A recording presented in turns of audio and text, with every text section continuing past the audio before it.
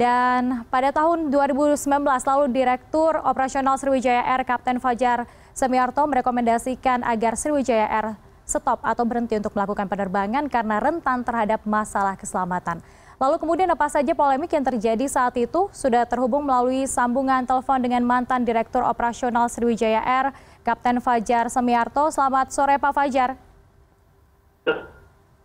Ya, tentunya turut berduka cita juga kita rasakan ya terhadap para keluarga dari korban yang tadi juga sudah diidentifikasi, yaitu Oki Bisma. Pak Fajar, sebelum kita membahas lebih jauh terkait ketika Anda menjabat, saat itu apa alasan Anda untuk meminta manajemen dari Sriwijaya Air untuk menghentikan sementara operasional?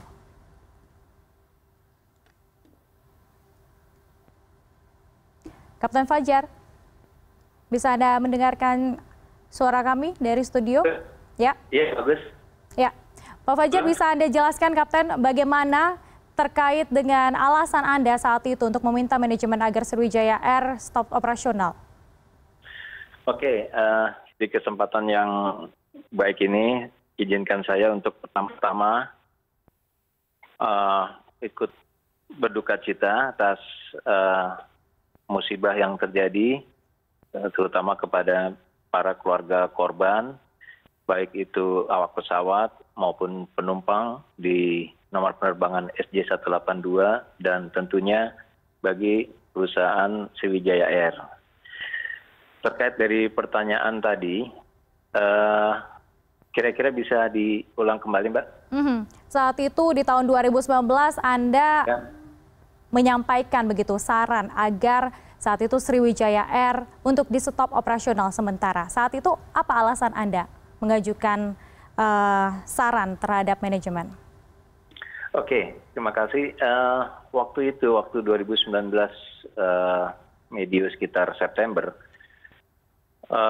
kondisi kita selalu mereview safety dari maskapai, dan dari divisi safety waktu itu menyatakan bahwa HIRA atau Hazard Identification Risk Analysis menunjukkan waktu itu angka kurang baik atau warnanya, kita biasanya kasih color code sama angka, kalau nggak salah 4A itu merah warnanya.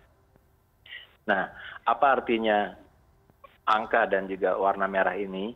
Artinya kalau kita tetap melakukan operasional penerbangan sesuai dengan yang selamanya berjalan, itu akan berisiko terhadap operasi penerbangan itu. Artinya bisa saja sewaktu-waktu karena ketidaksiapan dari spare part, kemudian maintenance personal, karena waktu itu kebetulan kita kerjasama dengan GMF atau Garuda Maintenance Facility itu sedang dihentikan. Jadi itu alasan saya untuk melakukan review dan juga masukan ke Board of Directors. Ya, baik. Kemudian Kapten Fajar, Anda juga sempat mengajukan pengunduran diri, kemudian ditolak dan kemudian diangkat menjadi pelaksana tugas sementara begitu ya untuk sebagai Direktur Utama Sriwijaya Air saat masa transisi. Nah, kemudian apa yang langsung Anda lakukan saat itu?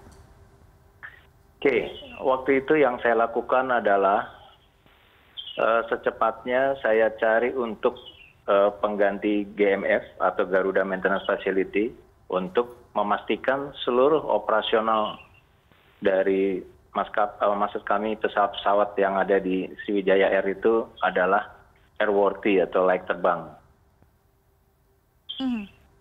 Kemudian?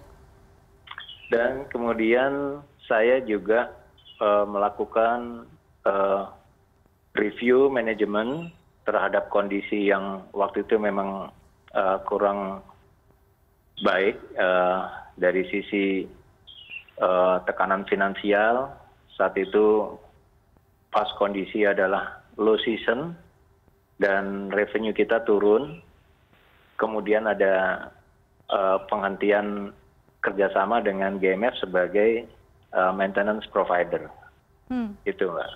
Dan apakah kemudian finansial dari Sriwijaya Air itu kemudian cukup membaik begitu Pak Fajar? Waktu itu sampai akhirnya saya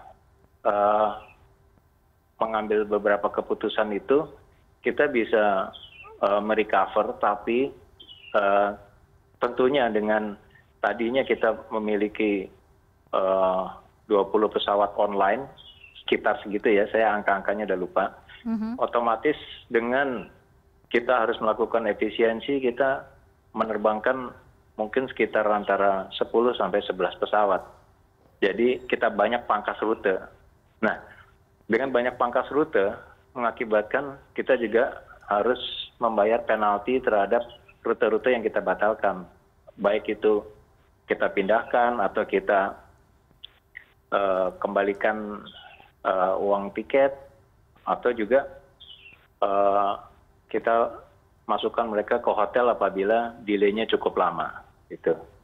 Baik, dan kemudian ini jika masalah keuangan juga ini akan mempengaruhi terkait dengan maintenance pesawat. Nah, Pak Fajar, menurut Anda apakah pesawat SJ182 saat itu masuk dalam pemeriksaan internal yang Anda ajukan saat itu? Saya tidak mau mengomentari kondisi tentang SJ182 saat ini ya, Mbak. Karena yang lebih berkompeten adalah tentunya direktur. Waktu itu? Iya, baik. Waktu itu kalau layak terbang, karena kondisi supply dari spare part dan maintenance, otomatis waktu itu saya bilang antara 10 sampai 11. Dan yang tidak layak itu kita nyatakan ya tidak akan diterbangkan. Dan ini memang airline itu kan nafasnya itu adalah safety. Jadi kita nggak bisa bilang bahwa kita punya jargon safety, tapi itu udah jadi nafas kita. Jadi kalau memang tidak safe, kita tidak akan terbangkan. Itu prinsipnya. Baik. Dan terakhir, Pak Fajar, harapan Anda terkait dengan manajemen saat ini? Oke, saya merasakan duka dan juga simpati terhadap saat ini manajemen dengan adanya musibah SJ182. Saya harapkan dan doakan supaya cepat bisa diselesaikan dengan baik. Apakah itu saat ini sekarang sedang pencarian bukti-bukti baik oleh KNKT, Basarnas, TNI, Polri, dan seluruh stakeholders. Dan apa yang menjadi kendala cepat atau bisa diungkap untuk membuka tabir kecelakaan yang terjadi kemarin waktu hari Sabtu. Baik, terima kasih Kapten Fajar Semiarto, mantan Direktur Operasional Sriwijaya Air telah bergabung bersama kami di CNN Indonesia Newsroom.